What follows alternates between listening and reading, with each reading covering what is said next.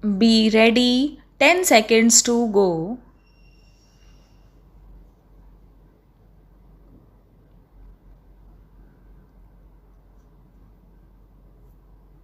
Start. Since independence, considerable interest has been shown by the states, individuals, and voluntary agencies in the field of education.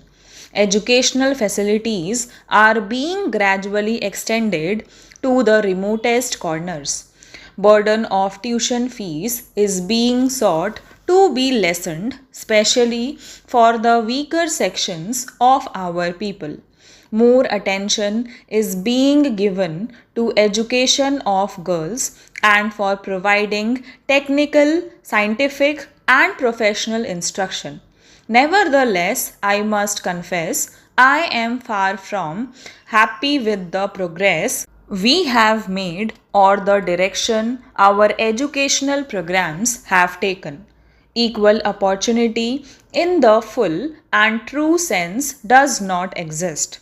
Even though the government gives merit scholarships to the deserving children of low income group to enable them to take advantage of public school education, the portals of our best institutions have for all practical purposes remained the preserve of the affluent few. We have witnessed a proliferation of educational institutions, but the curriculum is more or less a legacy of the times of Lord Macaulay. We have spent much energy on issues of language and medium of instruction, and yet what has emerged is mostly clouds of controversy. We have not been able to evolve any system whereby our young boys and girls, after finishing their studies, can come out of their schools and colleges with any measure of self confidence to face the realities of life and to undertake their responsibilities as responsible citizens and custodians of the future. Standards of discipline and physical fitness have also noticeably fallen. It is not too late to make a dispassionate reappraisal. The educational system has to be relevant to the society in which we live. Our children are the greatest asset of the nation.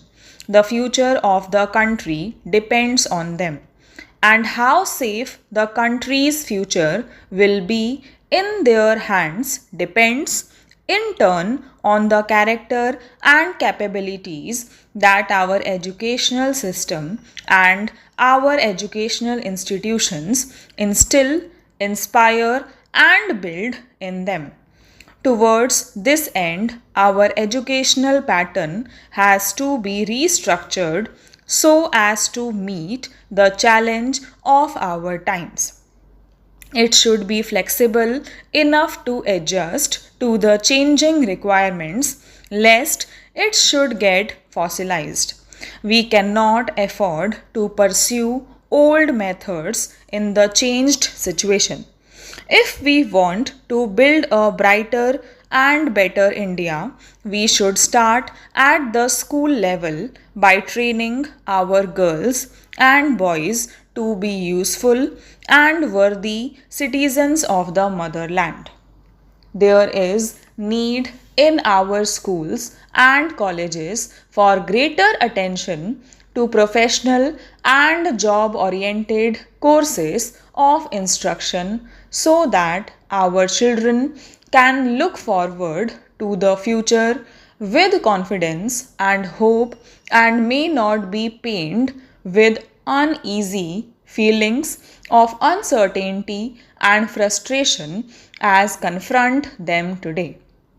There is also need to devote greater attention to sports and games for the play fields help in building not only the body but also inculcate discipline and capacity to lead.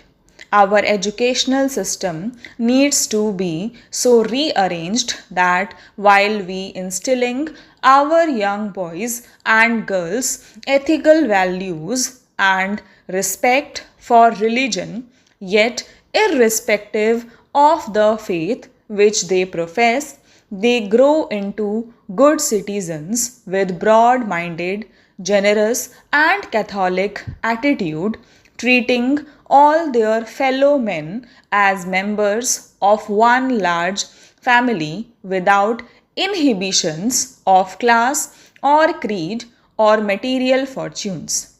For a vast country like ours, with many languages, many religions, and in a sense, many cultures, education must help to bring about a synthesis of them all and foster a sense of togetherness and thereby contribute to national integration and harmony.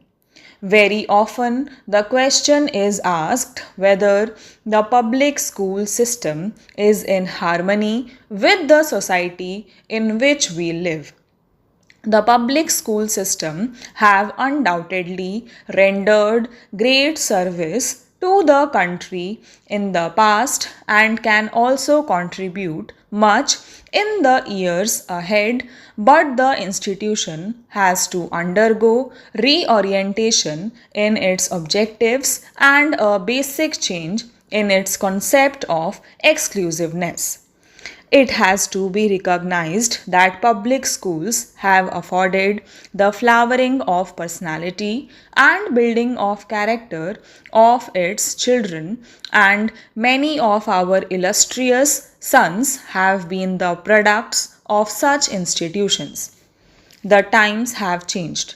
If the public school system is to continue and prosper and be meaningful, and I would go further, if it has to have any place in our society, it must ensure that admission of students is not restricted only to those who come from the affluent strata of society and who can afford to spend lavishly.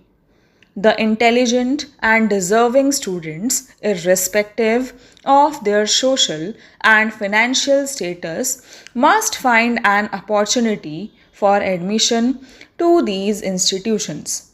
To be precise and practical, firstly, a certain percentage of admissions should be reserved for bright students of less fortunate parents, and secondly, a certain percentage should also be earmarked for average students of the so called common people. We have vast talent lying untapped in our sprawling rural backwaters, and this talent must be harnessed for the overall good of the country. The country is facing many problems, but there are many opportunities as well. Stop.